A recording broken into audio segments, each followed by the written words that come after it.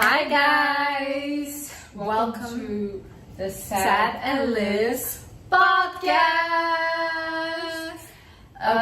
Today we're standing because we're sitting always. We just wanted to prove to you guys that we have legs.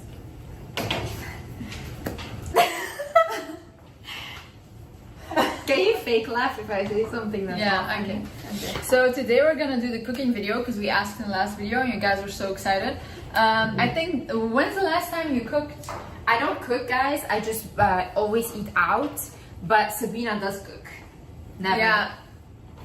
Sabina also never cooks. Great. So the last time I cooked was like months ago.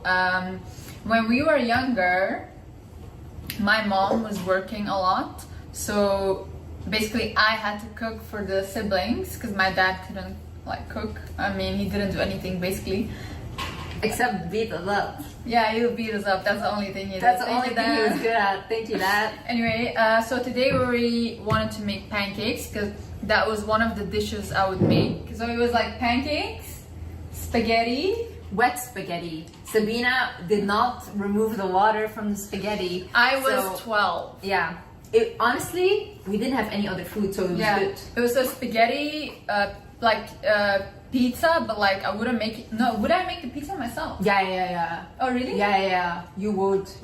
Oh, so pizza, and then I would also make cake.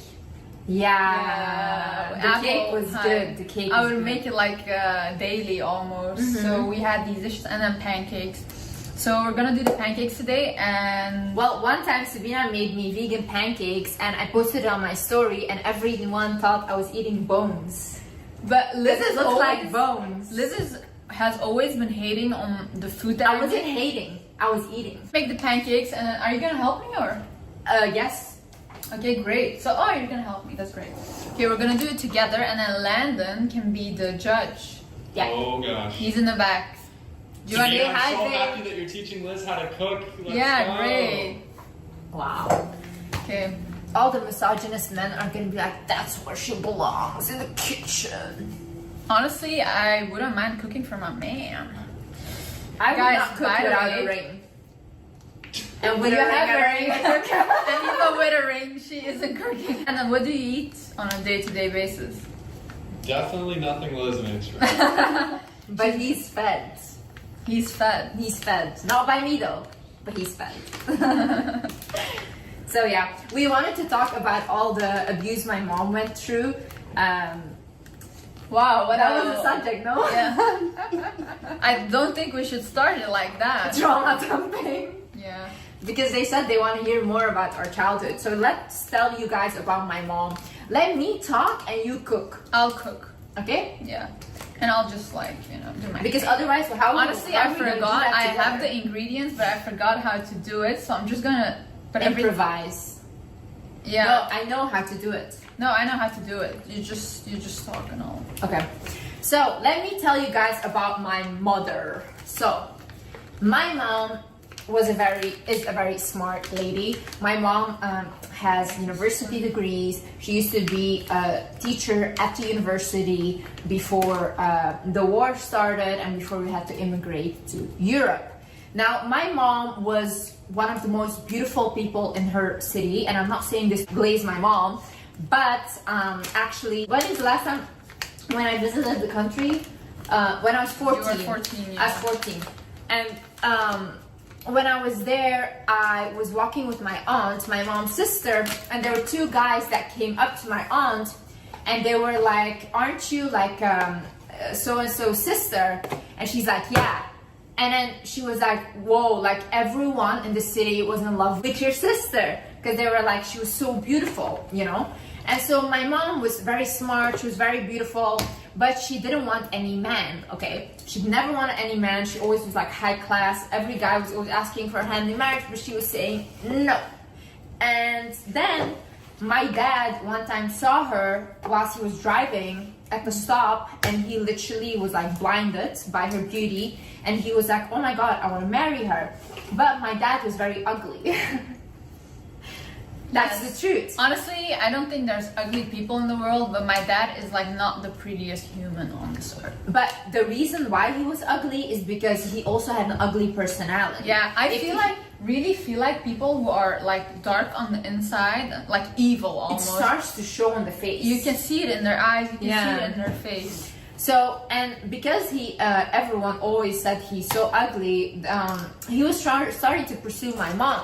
And my mom was like, there's no way this person had the guts to come up to No, me. but one thing about ugly men, they always get the baddies. Yeah.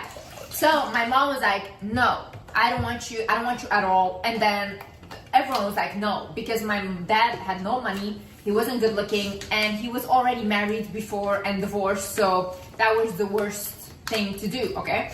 By the way, my mom would always say, I will never marry. Like everything he had, like he was already married, he was divorced, all these things. Only child? Only child. She was like, I would No, only man. only man in Man the house. in the house, yeah.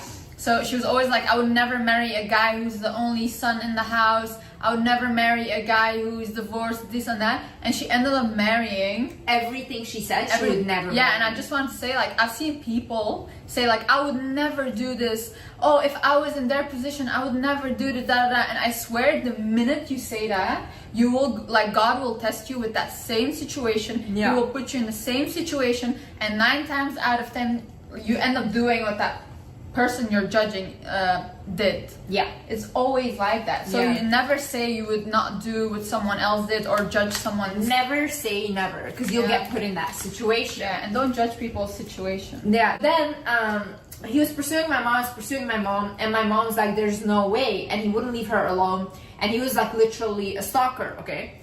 So then what happened is my mom's mom, so my grandmother, became obsessed with him. She became like obsessed with my father. Meanwhile, she didn't want my mom to marry anyone. Yeah. But she was like, you have to marry him. And because my mom was such a good daughter, she had to listen to her mother, but she really didn't want him at all. So then what happened is everyone said honestly that my dad did magic on my mom's mom to make her Nobody, obsessed. like, imagine you're so not good looking that people say you did magic. Like, there's no way, okay? So then the wedding started to happen because my mom's mom would force her to marry him. And on her wedding day, my mom had other men ready to take her and to go with them because this is how much she didn't want to marry him. So she was ready to run away. Yeah, and all the men in the city were like in love with my mom. Yeah. So she was like ready to run away. So she was trying to climb out of the window, but then her aunt pulled her back in, and she was forced to marry my dad. It was like an arranged marriage. It was an arranged marriage. This is why when people support arranged marriage, I really, really hate it, because how can you support women getting forced to marry somebody that they don't want to be with? Then my mom decided to suck it up and be like, okay, whatever, I'll just have to be a good daughter and do what my mother says. And And my mom is also like the perfect child. she was like, perfect, okay. Yeah. So then she married my father, and immediately when my father married her, he hated her guts. So he was the most abusive person you can imagine, Like- immediately. Like, first week into their marriage, he started beating her. Yeah. And it was like for no reason, because she was cooking, she was doing everything you would expect a perfect My mom wife to is do. like a mom. Like, she's a wifey. like she'll trad cook, wife. She'll cook, she'll take care of the kids, she'll clean, she'll do everything. Everything. So then, he started like immediately abusing her. And my mom she couldn't leave. She tried to leave many times because her dad was very supportive of her. So he tried to also help her. But anytime she tried to go back home and divorce him, he would send so many people over at like my grandparents' house, and they would every day be bothering them, begging for her back. So she literally, out of shame, she couldn't like let that keep happening. So she's like, okay, I'm gonna go back. And every time she went back, it was the same thing. So basically, the war started, they had children, they had 3 children. Then they fled the country after the war, and my mom was basically, my dad was like out, doing his thing, not really taking care of the children. So my mom was literally doing everything alone. By herself. She would go to she had like gold that she like got from her parents. So she would, because you know someone has to like provide. So my mom would go and sell the gold in this market, and she would basically provide food for the kids and everything. And my dad, he would be like away for like 2 weeks, doing whatever what he was doing, but it wasn't good. It ain't good. It ain't good. Let me tell you that. So yeah, and then my mom basically understood from a very young age that she actually from a very young age already understood I cannot rely on a man. Yeah. I have to do everything by myself. And I think that's when she became a masculine woman. But a strong woman. Yeah, a strong woman. Yeah. But she did everything alone, working, providing and everything. So then war happened. She was taking care of 3 children. And also growing up, she used to take care of her younger siblings because she was the oldest one in the house. And her mom would never be home, so my mom had to cook for them, clean, bring them to school. She was like a mother to her siblings. And on top of that, she had to study, finish like university, everything. She did everything. Yeah. Everything. We were watching like Martha Stewart's documentary yesterday, and I was like, literally, that's my mom. Yeah, like that's literally my mom. Like she had so many side quests. Like she was taking care of children, working. She was taking care of her own family. She was studying. And then also the thing was like for me, because she had to work very hard to get her university degrees and everything. And then imagine war happens in your country. You have to immigrate to a new country where you don't know the language, and now your university degrees don't mean anything anymore. Everyone discriminates you because they think you're somehow a stupid person because you're an immigrant. So you have to start from zero. So my mom, the first thing she did when we got into the immigration center was she got a job cleaning toilets at the thing, and she would get like $10 a week. $10 a week. And she would work for that. And that was basically money so we could eat. Because my dad wasn't doing anything. And he was taking all the money that we were getting from the government as support as immigrants, and he would send it back home. Yeah, so basically they gave this, this is like, if I remember this, it still triggers me so much. My older brother has a disability, physically and mentally. So the government, because my parents couldn't work because they were immigrants, the only thing like we were like getting was the money that my mom made from cleaning. So the government actually, because my older brother needed to go to like hospitals, therapists for his leg and all these things. Yeah, so they gave us like I think $10,000. Yeah, and that was like in that time that was like a lot of money. And basically my dad, he got the money, and imagine at this point there's like 4 children. There's 4 children. There is literally like we're struggling to even like eat. We don't even have food to like take to school. So my mom was struggling as well. So like my mom was struggling, everyone was struggling. And then my dad got the check, and he just sent the money back home to his parents so they could build a house, so they could get a house. So and that was behind my mom's back. Yeah, so my mom didn't know. And then when my mom found out, my mom said that's the first time that I started to hate him. She said not the abuse, not anything. She said that was the first time that I actually hated like him. Imagine your children, you can't like as a mother, like you can't give them anything. You're like stuck in this situation, like almost a prison. You can't go anywhere, and then you get like this big check, and you that can solve. That can solve so many problems. And then your husband goes behind your back and sends all the money home to his parents, who had money to build a house for them while your kids are starving. I remember one like do you remember like when we didn't have food for school, and we had like this big closet, and we were like looking for food, and we found bread. And everyone was so happy that we found bread. Like that's how bad the situation was. Like there was literally no food to give the children. You know. So then when dad did that, mom was basically doing everything by herself. Then after she started working, you know, she got my mom would always like try to fill out applications and like go to interviews because she really wanted to work, but the issue was that her language wasn't that great yet because she obviously she just came from a new country, she has to learn the language. So that was a huge issue, and a lot of employees wouldn't take her seriously. So then she literally was every day praying for a job. Like and the first time she was trying to get a job, my dad, like, he beat her for it because, she wasn't allowed to work. So she wasn't allowed, and he called all his friends to embarrass her and be like, look at this like dumb woman, she wants to work, blah blah. And then like eventually she just overpowered that, and she just got a job.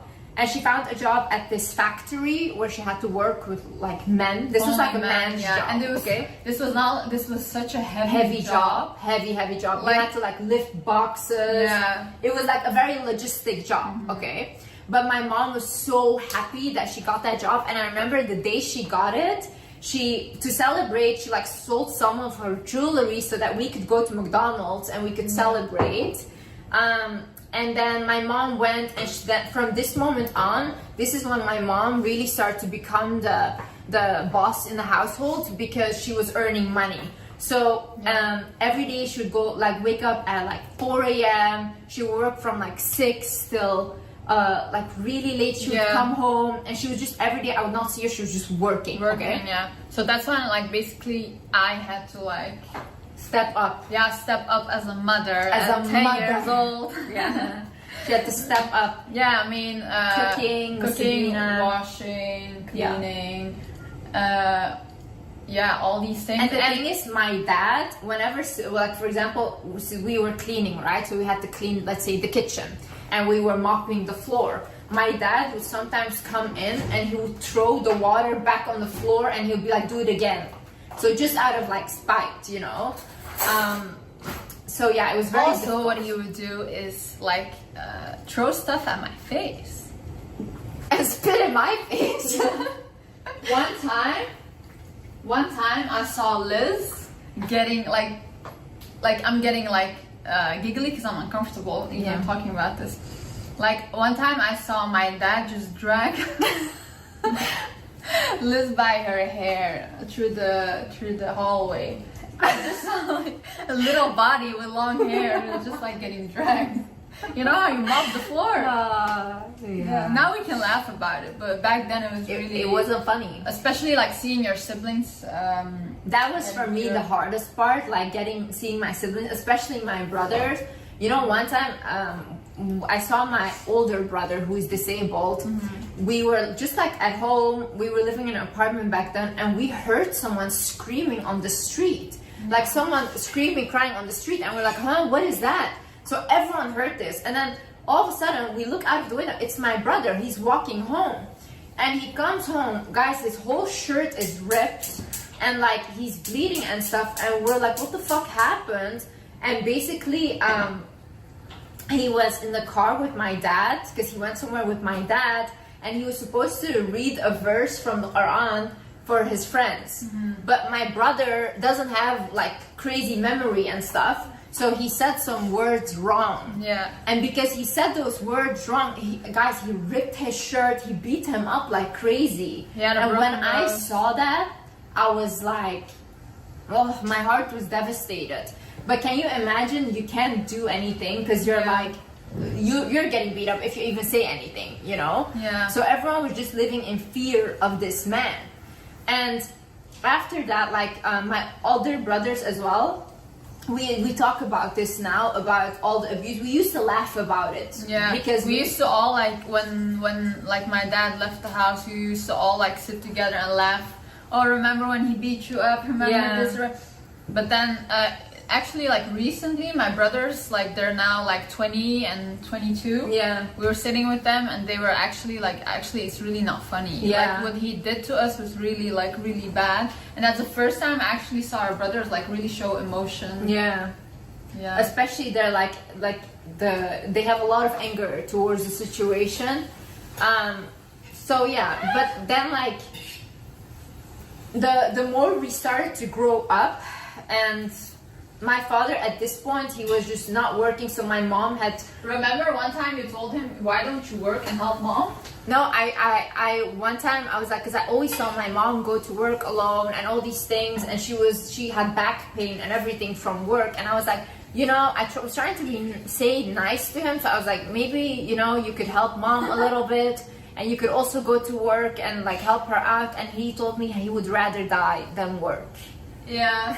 Liz was like, why don't you help mom? And my dad was like, I would rather die. Yeah. I was like, whoa, that's a little bit like that's excessive. a little bit literally excessive, yeah. So then, but you know, the more we start to grow up, because then I also got a job. I like the restaurant. I got any job I could, okay? I was like hustling for money because I was like, I don't want to ask my mom. I was also working my Yeah, Sabina was working hard. I was working hard. We were just like my mom. Yeah. What is that, Sabina? That's fried. Something No. smells good. It smells good, right? It smells good, yeah. Yeah, it will taste.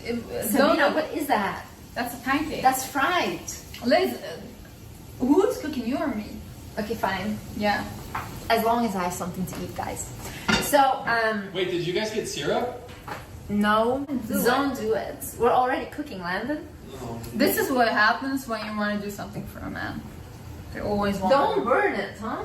No, it's just. Okay. It's okay. So then I went to work, and then Sabina was guys. Sabina was a trooper at work. She was like a boss. You guys have not seen Sabina at work. I was working every day. Every day. Like I did stuff that, like, I had a boyfriend at a time that was 7 years older than me. He was my boss. Yeah. And I did what he couldn't do in 10, like, so he was working for this company for 10 years, and I did what he did in 10 years in a year. Yeah. And I was like 19, 20, She was like a boss. working Like every day. when Sabina would come into work, all the employees were like silent and scared of her because she was always like on top of everything. Yeah, it was crazy. But it was good for me that how I had work, because work was for me. The longer I can work, I don't have to come home. Yeah. Because coming home for me was not fun. Yeah. I would be happier at work. Yeah. You know what I mean? And I would go to school, so I was finishing my high school diploma, and at the same time I would also work at a restaurant. So this was like, I would wake up at 6 a.m, I would go to school to 5 p.m, then from 5 p.m till 1 a.m. No, Liz was like also like a soldier. I was a soldier.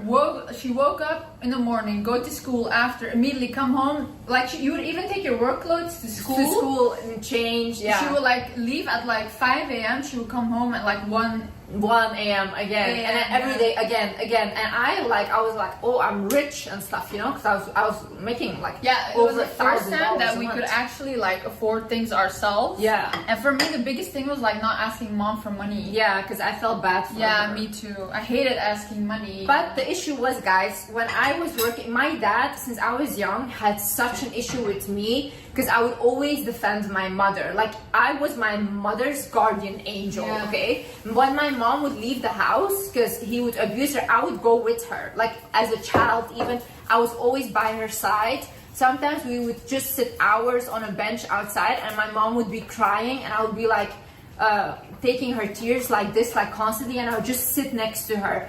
I had like eyes like eagle on my mom. Liz was like a big mom. I was like obsessed because I was just like, I have to protect this woman. Yeah. And I hated my father because of it, because I just saw what monster he was, what he did to what he did to her, what he did to my siblings. I hated it. So then he hated me since I was young, so he always had like a vendetta against me because of that. Vendetta. Yeah, vendetta. And then when I would go to work and I would come home, so he would beat me up because I was home late. So at 1 a.m. I would come home, but then at work... Second pancake. Whoa! But actually, I think this one is gonna taste... The second one I is always... feel like this is good. This is gonna taste very nice, I think. So when I would come home for work, he would beat me up, and then I had to go to work again and all these things. But the thing was, like, at work, my boss thought that I didn't want to work because I was always so anxious that after 12, like, I was like, I have to go home. So I was trying to do my job fast, and they were thinking like, I don't want to work, but it's not that. I couldn't tell them I'm gonna get beat up, you know. So then that was just something I had to suck up, and it was like a daily occurrence. And guys, I'm telling you, when you get beat up so many times, the issue is not the beating anymore, because you kind of become immune to it, but you kind of go crazy. I feel like it does something to your brain where some emotions really shut off. So the more this went on, and I started to, I could feel that I was like going a little insane. Yeah. So one time, like I had this beat down Mini Cooper, okay? I bought this Mini Cooper. I was like so proud of myself. It was so cheap. Liz in that car was so cute, but every time my mom and me would get in the car with Liz, we would like pray that we would make it out alive, because the way this girl drives, first of all, the mirror that is supposed to be like facing the back was facing her face. That's because I need to see what I look like. That's what she was looking at the whole drive, just herself. Yeah. Second of all, when you like make a turn, you don't like slow down. She doesn't do like, she doesn't turn it like this. She will go with her whole body. Yeah. She will turn the wheel with her whole body. Yeah. And the way she would, because it was like a manual car, she would do it like this with two hands. But So, yeah. also, guys, the thing is like the Mini Cooper was worth $2,000 because it was from 1999. Are you selling a car? Wait, I don't want to hurt you. Okay, guys. Wow. So it was from 1999, and the engine was broken. Everything was broken. Okay. Everything is broken. Everything was broken. Every time I parked the car, it was like what's it called? The fire smell, because I was about to explode the car. Yeah, it was a fire smell. The engine, you could hear the engine. But I would always do the radio so loud so that you couldn't hear that there was anything wrong with the car. Yeah. But everyone else could hear, okay? But that didn't matter as long as I was delusional about it. But so one time I was driving that car from work. I'm so tired, this and that. And guess who is standing on the corner? My father. He's standing on the corner, ready to beat me up again because, again, I'm home late from work. He gets into my car, and guys, at this point, I was so sick and tired of this man beating me constantly. He gets into the car, he starts yelling, okay, like, I'm gonna fucking kill you, mama. I put my foot on the gas. I started speeding the car, and I was like, I'm gonna unalive both of us. Yeah, because like I'm tired of it. Yeah, because at that point, it's like you're constantly like getting degraded, and you can't do anything back. Yeah. So it just builds up inside, and that's why it's so dangerous to even like bully people and do all these things. Because they go crazy. Because when someone starts to bottle up, there's a moment that you're gonna explode, and when someone explodes, it's dangerous. It's dangerous, yeah. People who bottle up are very dangerous, actually, because they don't have like an outlet of anything. Yeah. To, you know what I mean? So then I put like my pedal, like my foot on the gas. I was like fully ready to like just go against a tree. I was like, we're both dying today. And I don't care. And then I could not see anything anymore. Like I had literal tears in my eyes, but like from craziness. And then he was literally begging me to stop the car, and he was like begging to stop the car. And eventually, like I came to my senses. I stopped the car. He gets out of the car, like he just ran away immediately. And I think then he started to realize how crazy he made us, because my brother as well. So I have one brother that used to get beat as much as me. It was me and him, like so much. And that brother, when he was starting to grow up, he was also getting tired of it, and he was like literally ready to fight him. So he would go like head to head with him, like you won't touch me anymore, and all these things. And that's when I think my father realized that he had no power anymore over us. When my younger brother, he became like taller than my dad, and he would literally go face to face with him and be like, "What are you gonna do?" Yeah, because he would get beat up. At that so point, much as well. all the siblings were like, "We're not listening to you anymore." You know what I mean? Yeah. One time I threw a Snickers at him. Yeah, no, but literally everyone was going crazy. The last years of school, I was severely depressed. I would go to school in the summer with Uggs on.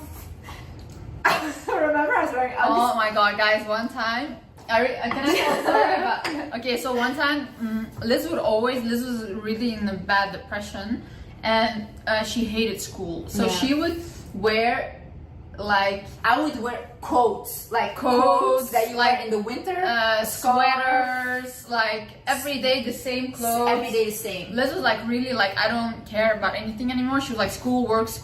Yeah. So then sometimes we would like meet up when we had time, and then we would go for like to eat something or do something together. And she was like, yeah, I'm gonna be at this place.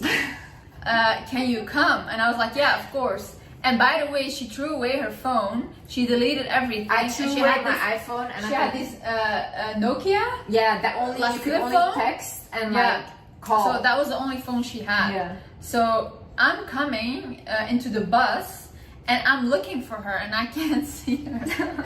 But then I see this one person in front and I thought that was a homeless person. I thought that was a homeless. No, really, I thought I was a homeless person. So what do? I'm like looking. I was like, is that Liz or is that a homeless person?